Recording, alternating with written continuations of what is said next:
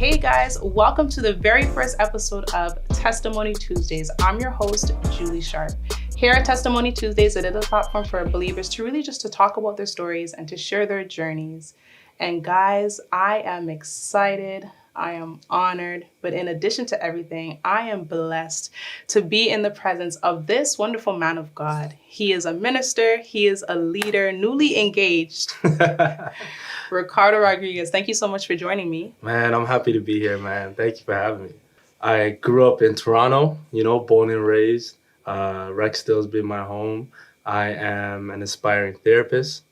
I went to school for social work, and hopefully I'm going to accomplish that journey soon, to be one of the brothers in the game, You will. You are. I believe you're gonna do it. You're gonna do it. I believe that, we have to put ourselves in those positions to make change from the inside. Right. So I met you, I want to say 2013. A long time ago. Yeah. We're getting old. Yeah. So I met you back in 2013. You visited a church. You were preaching at a church that I was attending at the time. Shout out New Life. Mm-hmm. And you shared your story. And at that moment for me, as a new believer, it was really just like, wow, this is powerful. Wow. So when I started thinking about this show and when the Lord kind of just dropped this in my spirit, I was like, I need him here. I need him here. Yeah. So we're just going to jump right into it. Right. So tell me about your childhood. What was it like growing up for you? Well, that's deep. I'll be honest with you. Going right into that. It's a deep. But my childhood was a blessing. It was rough at moments. It was hard at moments. Right. But I was blessed. I'm coming from a single parent home. Right. My parents were split. It was just my mother and my brother and I. Growing up in a low income area, in Rexdale. Back in the day when Rexdale had a very negative connotation to it, attached to it. Some of it was okay, and some of it was, all right, we're not that bad, Right. But it was hard being just a brother in a low income neighborhood with the world turned against Black people and brothers at that point, and just having to be on that grind life, But my childhood was a lot of negativity, but my overall perspective on it is a blessing now. Right. Yeah. So what was life like for you before you were saved? Oh man, life. Let me not incriminate myself. Life before I was saved, it was a challenge. Right. Man, like I said, I grew up in a kind of grind mentality. Right. My single parent home, because of us living where we lived, and my mom being an immigrant and a refugee, and just having to work 2 to 3 jobs, it kind of made me grow up a lot faster than I wanted to. I didn't really have a childhood now that I look back on my life, both with ministry and because of that. One, to not see my mother work 2 to 3 jobs was a real thing for me. So sometimes that made me do things like B&Es. I've robbed a couple of cars. Right. I've done a lot of things that I wish I didn't, right. But it helped me have a better outlook on perspective. And that challenge before I was saved was trying to balance my perspective on the world. I was very inquisitive, whether it came from why my home was a split up home or why there was such a negativity towards Black people, and then why there was such negativity towards brothers and sisters. But me being a brother, that was my lived perspective. It just seemed we couldn't do right by anything. And then when I started, before I got saved, but I was just going to church on top of that, trying to balance my own perspective with my just inquisitive persona of like, why is people against Christians? So overall, my whole life before I was saved was a lot of journey of a lot of unanswered questions. Right. Yeah. It kind of left you in like a dark place. Do you want to just shine a little light on that? Man, listen. We don't have to go too deep.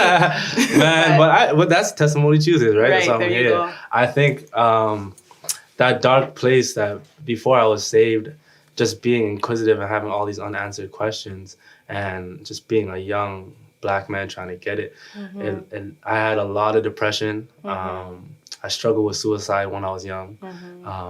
A lot of unsuccessful attempts. But I'm glad that they weren't successful, Right. but yeah, it was rough. So what has life been like since you've been saved? Man, life since I've been saved, Right. it hasn't all been good. You know, people think that a lot of things change, or you're just living Right. holier than thou, Exactly. or It's like the connotation that we're challenging now. Like a lot Mhm. of times, like people feel like, okay, you get saved, Right. and like life is like a walk in the park. It's Mhm. all fine and dandy and Mhm. roses, but it's not so. I feel like a lot of times after you get saved is when the real attacks start to come as well.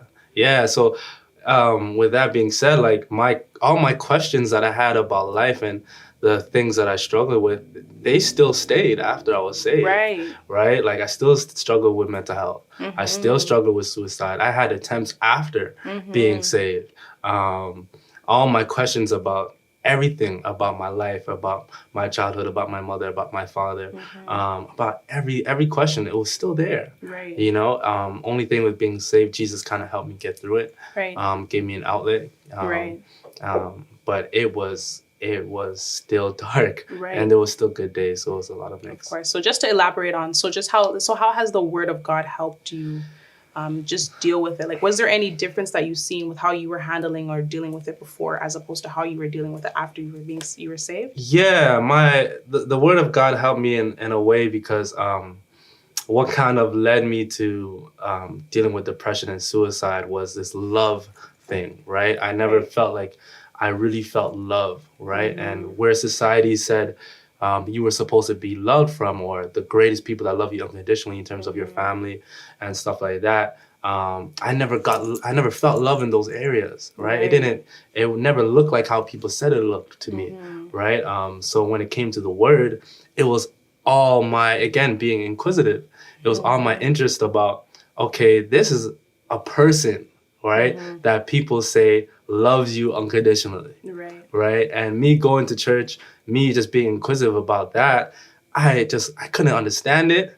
So the Word, and just looking and reading and trying to pray and understand the Word better, it kept that question wanting to be answered. So whenever I would read any scripture in the Bible that was sanctioned around God's love, it helped me get over, it helped me Right. pursue. And at least it kept bringing me back to be the only thing that kept me on earth. You know what I mean? It's like, I struggle with this love, but this person loves me. So every day Right. I'm trying to figure out more of why, Right. trying to get answered. Why me? Who is this person? Why do you love me? So the Word kept me not only intrigued, but it gave me an outlet, and it gave me an answer to an overall issue that I've been struggling with. Amen. Yeah. And do you feel like now, like your life has more purpose, or you have more of a reason? Have you learned now to receive love, to receive the love of Christ? Because I feel like a lot of times, because of how we think love is, or how we've been loved, it's hard for us to receive that love from the Lord. Man, it's hard to receive it, right? It's so hard, just because you still view or see your own issues as unsolved, right? Like you still struggle with the reasons or the thought process of why people shouldn't love me, and that takes a lot of unlearning. Right. So while I'm on that journey, that struggle is still real. So it's just this overall love thing, man. Like it keeps me. So my overall life in perspective has been better. I still have more things to stick around for. Right. I do feel like I have more of a purpose, whether it's just trying to help people who might not have my own perspective, or share my own same testimony towards like suicide, depression, and mental health, panic attacks, all of it. Right. But it helps me want to help others, right? Amen. And that's my purpose. Like whether just being an outlet, or having somebody to talk to, or having somebody that's been there, Right. is so important for me to be there for those people. And I love that. Like and this is what I love about stories and our testimonies, that like what we've gone through, we can use it to advance the gospel, or to help someone that might be going through the same thing. And this is exactly what this platform is for. A lot of times we go through something, we're not alone. But we also, because, we know that God is always with us. He'll never leave us nor forsake us. But we go through situations not for ourselves as well. And I think that that's something that we need to kind of always just keep in mind. Yeah, but it's like, even that, like, it's knowing that we're not alone, Right. But a part of this journey, this mental health journey that I'm on, you still feel alone at times, That's true. And so God helps you, like, get that in check. Right. But I'm not going to sugarcoat it to think, like, as I'm on this journey or as anybody else is on this journey to being better and to being more healthy, you're still going to feel like you're alone at times, right? But having that second gear kick in is like, okay, I have God. Let me try to turn to God, right? Whether God is through a person, whether talking to somebody that you believe God is in them, or just trying to pray, right? Because God gives you so many ways to try to reach him.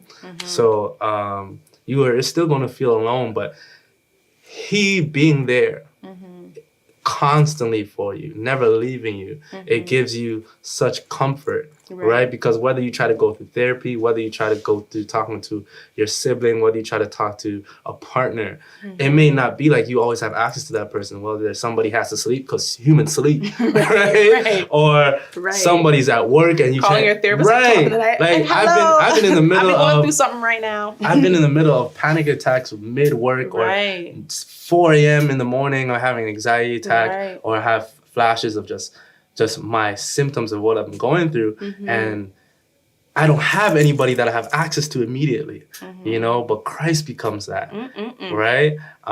So I love that. And it's not trying to be over spiritualize it, but that's what it was for me, right? It's this unexplainable encounter, right? That it's hard to give to other people that are not believers for them to understand, because some people just doubt his existence. And I was at a place where I doubted too.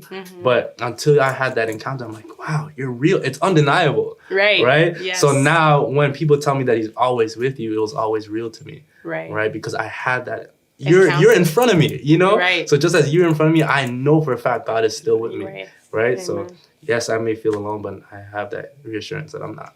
That's amazing. I'm so happy to hear about all the things that God is just doing in your life, and just even where you are now from when you were preaching, like, it's just, you've grown so much. And I know that God is continuing to pour into you. And is there any part of your story that you think is inspiring? Oh, man. I think a big thing for me was identifying my triggers. And having the courage. It took courage. The willingness for me wasn't enough, but it took courage to face my triggers once I identified them. And a big thing for me, and not to sound cliche, was that whole question I had about my split home, and that led to me being inquisitive about my father, why my father was on, that regular Black guy, like child support, visitation, maybe every couple weeks. And for me, that was it was a big place, because the way I inquired about that, the only response I got from my mother was about the whole story was like, yeah, we had your brother and everything was good, and then your father left when you were born. And I was like, for me, that it developed just a deficit in me, a void. I was like, so why when I was born, the family was whole, but when I came to be, it was, I went my life trying to figure out that question. And for me, I realized later on, it was a special place of trauma for my mom and for my dad. And neither of them wanted to talk too bad about each other or whatever the reason was.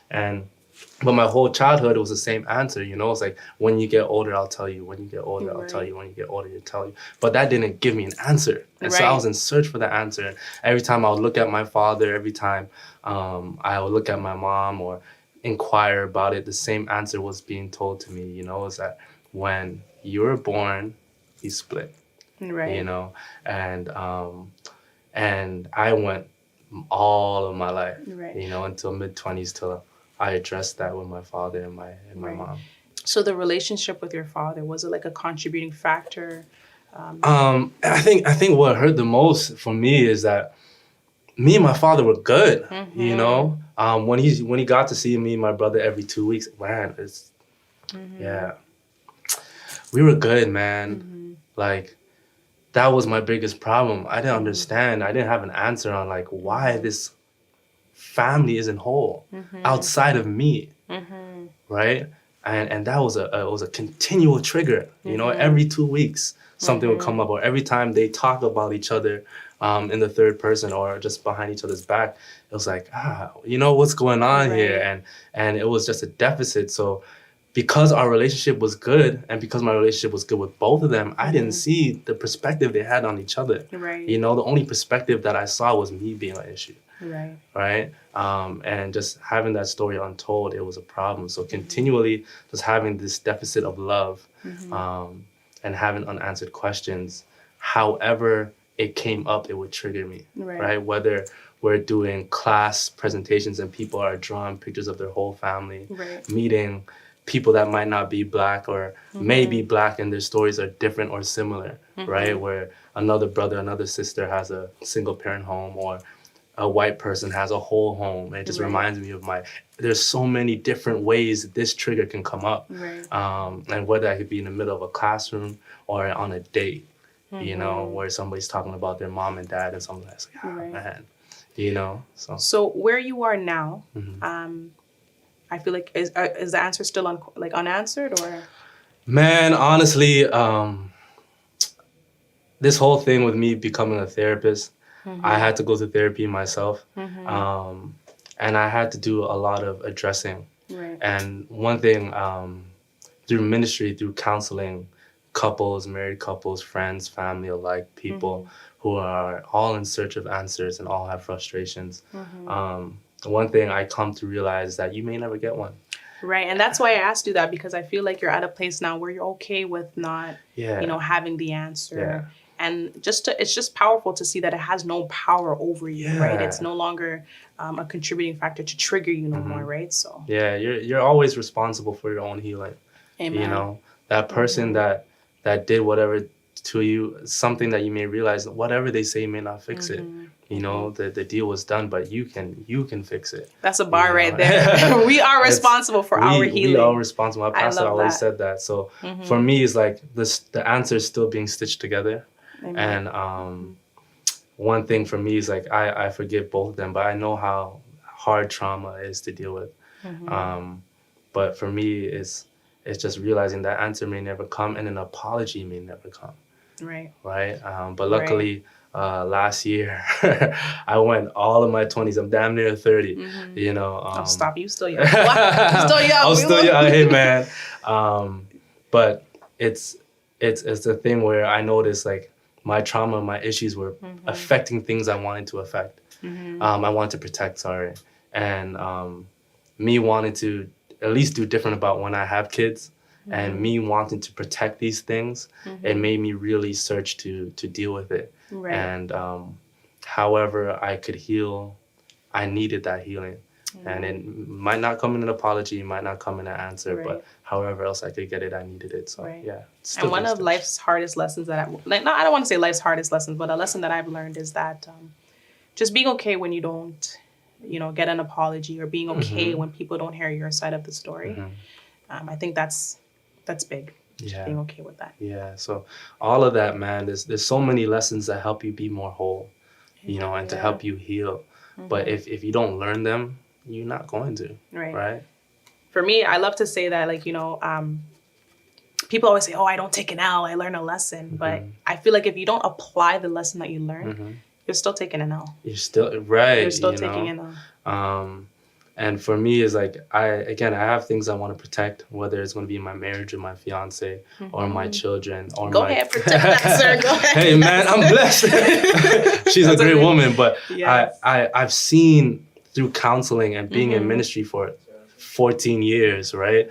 I've seen people get affected, you know. I've seen so much damage come from trauma and undealt with things, right? And people's kids and generations and marriages that lead into divorce, people that break up. So I'm like, man, y'all is still dealing with stuff from like 6 exes ago, and y'all been married for 15 years. You know what I mean? And then these homes get broken up, these lives get damaged, these children get affected, and at a point in time, I might not be able to heal my culture and my community and Black people. I might not be able to heal everyone, but I can start with healing myself. Amen. So starts with you. Yeah, I got to protect myself, protect my people.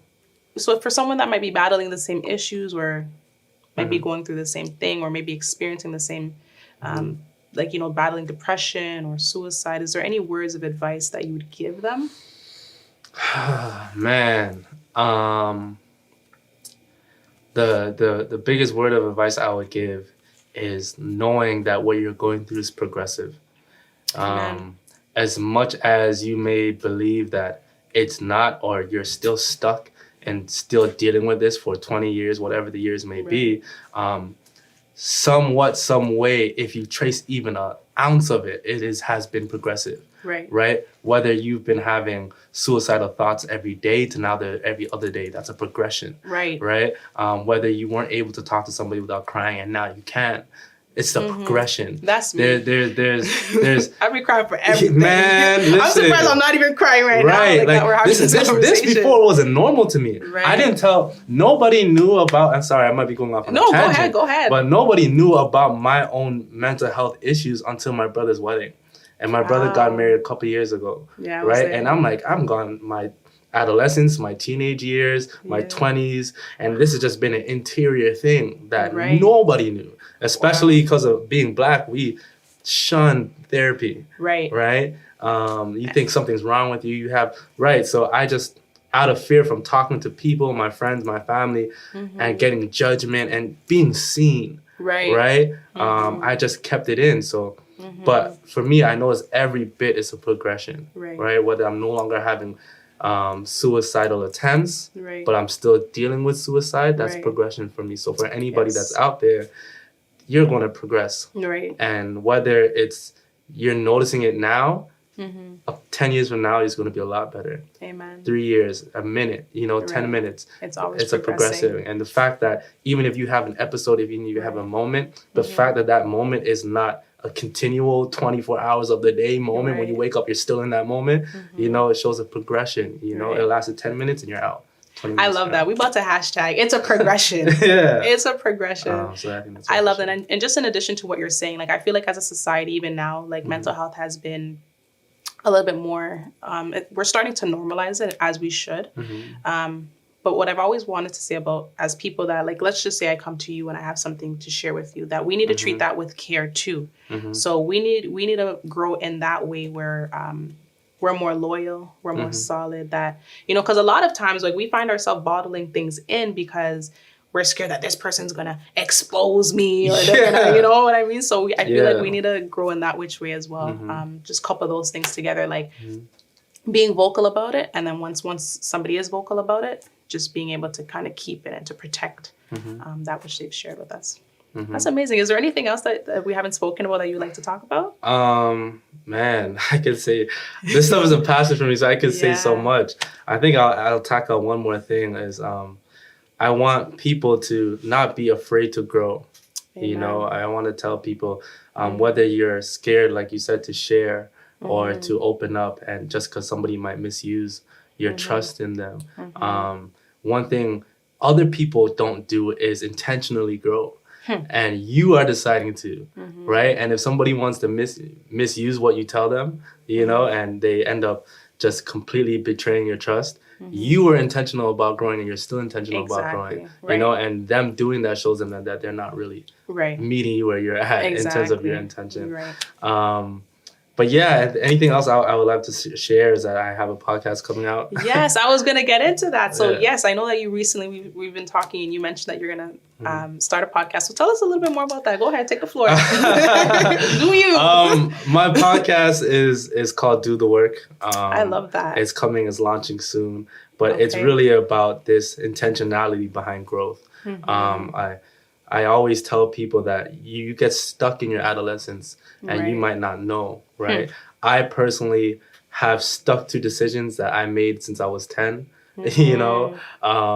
and I've lived my whole life based off a 10-year-old decision, right? And that kept me stuck, and it kept me out of a lot of opportunities, and it made me self-sabotage a lot of things. Of course. So in terms of growth, it's holistic. Some people think it's just relational, from finding breakup or a relationship that was a couple months to now It's you always a want hot to be topic. right now you want to be married, right? And you want Mm-hmm. that thing, so you're chasing after growth in certain areas, but it's everywhere in your life, Right. It's right? a It's not holistic growth. right. It's a Yes, holistic I growth, love that. right? And I want to stress to people how important it is. So doing the work is all centered around growing everywhere, not just career, amazing. not just relational, but everywhere. Well, listen, you got to let me know. I'm going to be listening. I'm excited for you. Yeah. Like, how can we connect with you? Like, is there any Instagram name or even you yourself? Yeah, you can. My Instagram handle is Mr. Rodrigues, MrRodrigues, Go ahead, Rodriguez sir. with a Q. I'm sure you can follow me there for my official launch date for my podcast. Awesome. And everything I'm doing. And yeah, go to therapy. Yeah. We're going to be, we'll be looking out for it. Yeah.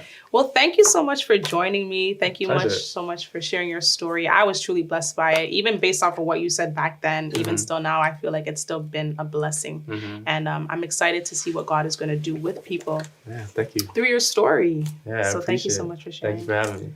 Thank you guys for joining us for our very first episode of Testimony Tuesdays. I was absolutely blessed. Thank you so much for joining us, Ricky. No problem. You guys know the drill already. Like, comment, and subscribe. But over anything, share. If you know someone who's battling the same issues, who's dealing with depression, if they're dealing with suicide, any issues in the home, share this video with them. So go ahead and again, like, comment, and subscribe. Share this video. And if you are a believer and if you would like to share your story, I would love to sit down and have a conversation with you. You can connect with us. You can follow us on Instagram, Testimony Tuesdays _, or you could message me personally. My Instagram is @TheReal_Julie with 3 E's, and you can send me a message there. Thank you so much and God bless you.